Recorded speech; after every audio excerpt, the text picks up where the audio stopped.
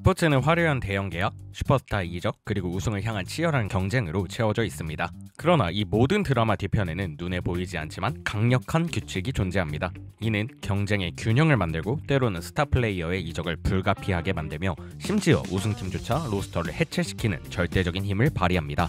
오늘은 스포츠의 근본을 조율하는 이 규칙, 바로 셀러리 캡에 대해 조명해보고자 합니다.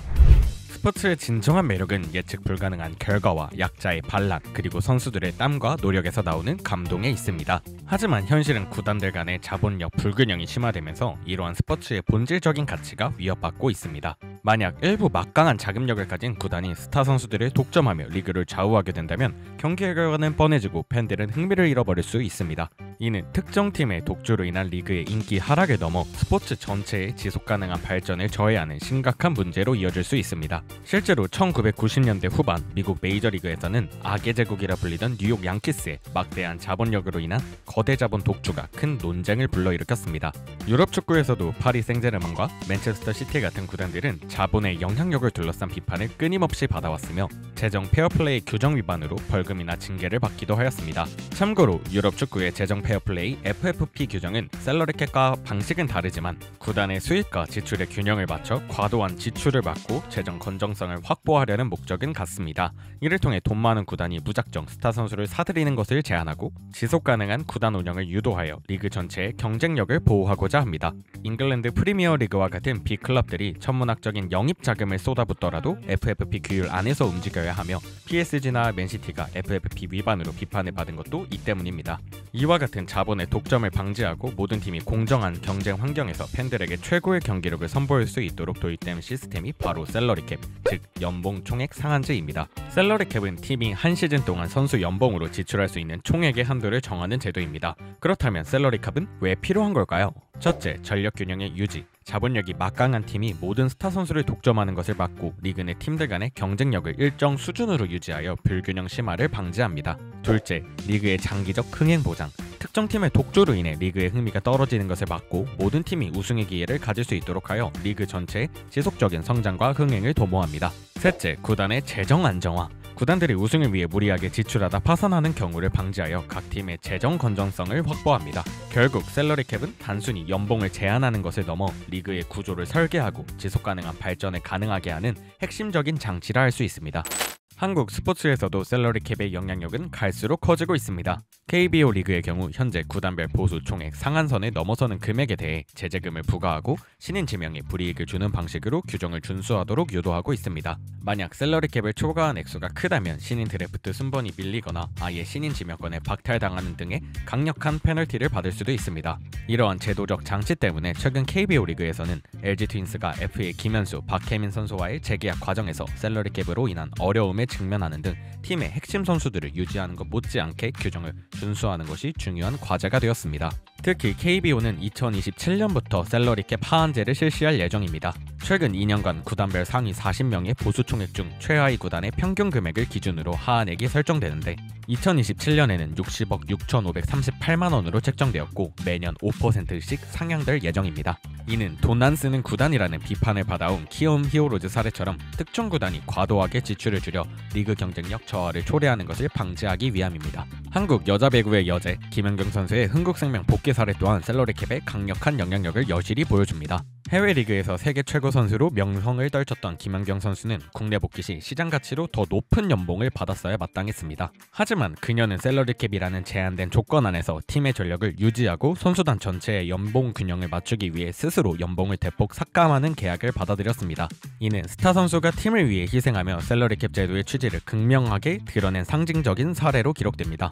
e스포츠 리그인 LCK 또한 균형 지출 제도라는 이름으로 셀러리캡을 운영 중입니다. 팀 연봉 총액이 1차 셀러리캡을 넘어서면 사치세가 부과되며 이를 초과하는 금액이 커질수록 페널티는 기하급수적으로 증가하여 사실상 팀 운영에 막대한 부담을 주게 됩니다. 이 제도 아래에서는 비록 개별 선수의 연봉 상한선은 없지만 팀 전체의 지출 총액에 제한이 걸리기 때문에 자본력이 막강한 구단조차도 우승 직후 핵심 선수들을 모두 재계약하는데 난항을 겪는 상황이 발생할 수 있습니다.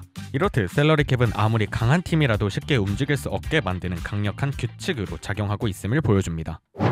셀러리캡을 가장 적극적으로 운용하는 미국 프로스포츠는 각기 다른 방식으로 이 제도를 발전시켜 왔습니다. 미국 미식축구 리그인 NFL은 하드캡 방식을 채택하여 단 1달러라도 셀러리캡을 초과할 수 없습니다.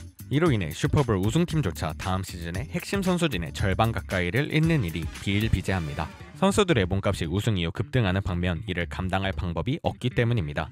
이 덕분에 NFL은 지난 20년간 절반 이상의 팀이 컨퍼런스 챔피언십에 진출하는 등 극강의 전력 균형을 유지하고 있습니다. 미국 농구리그 NBA는 기본적으로 소프트캡 방식을 사용합니다. 셀러리캡을 초과하는 것이 허용되지만 초과 금액에 따라 사치세를 내야 합니다. 초과 금액이 많을수록 사치세는 눈덩이처럼 불어나지만 막대한 비용을 감당할 수만 있다면 슈퍼스타를 계속 유지할 수 있는 구조입니다. 골든스테이트 워리어스 왕조 시절 팀은 사치세로 수천억 원에 달하는 비용을 지불하기도 하였습니다. 이는 균형은 유지하되 슈퍼팀의 가능성도 열어두는 NBA만의 독특한 철학을 반영합니다. 북미 아이스하키 리그 NHL은 코로나 팬데믹 이후 매출 급감으로 셀러리캡 상한선이 3년 넘게 정체되었습니다. 그 결과 많은 우승팀이 다음 시즌에 핵심 선수들을 어쩔 수 없이 떠나보내야 했으며 우승팀 해체가 일상적인 일이 되어버렸습니다.